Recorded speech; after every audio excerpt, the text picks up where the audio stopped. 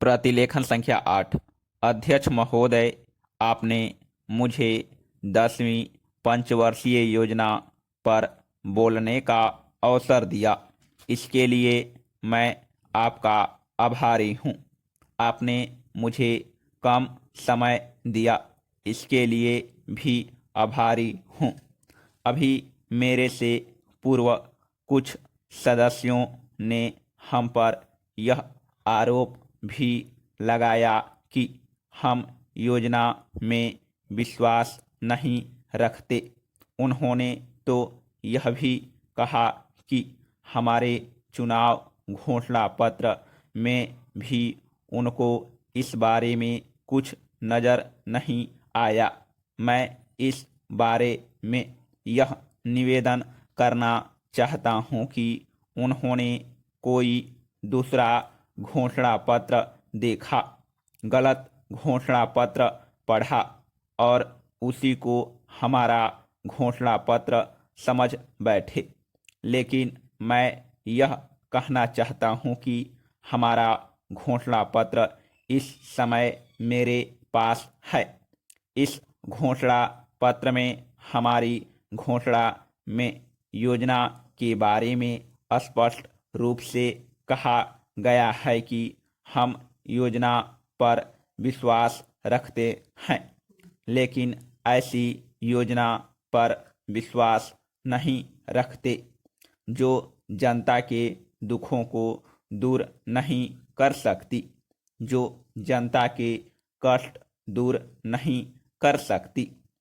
आज तक जितनी भी योजनाएं बनाई गई है, जिन्हें हम पहली पंचवर्षीय योजना, दूसरी पंचवर्षीय योजना और 10वीं पंचवर्षीय योजना आदि कहते हैं, और उन योजनाओं में हमने जो कुछ निर्धारित किया, उनसे हम जनता के दुखों को दूर नहीं कर सके और जनता के कष्ट दूर नहीं हुए। इन योजनाओं के परिणाम भी हमारे सामने हैं।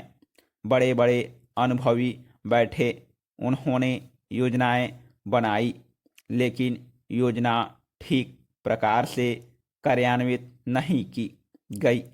उन योजनाओं में काफ़ी दोष थे, जिसके कारण ये योजनाएं लोगों के दुखों को दूर नहीं कर सकी।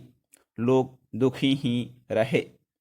मैं यहाँ पर कहना चाहता हूँ कि जो हमारी योजना थी, उसका परिणाम क्या निकला?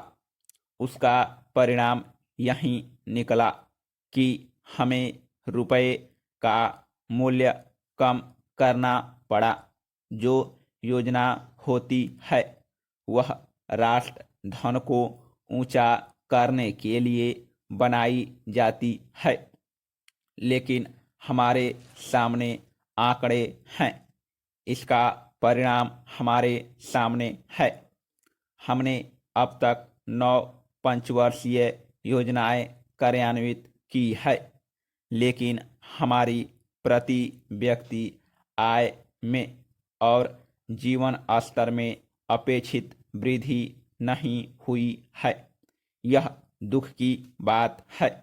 मैं यह कहना चाहता हूँ कि हमारा ऐसी योजना में विश्वास नहीं है जो जनता के कष्टों को, जनता के दुखों को दूर न कर सके। हम ऐसी योजनाओं पर विश्वास करते हैं जो उनकी आयु बढ़ा सके, उनका आर्थिक विकास कर सके, उन्हें उन्नत कर सके। Subscribe now and press the bell icon.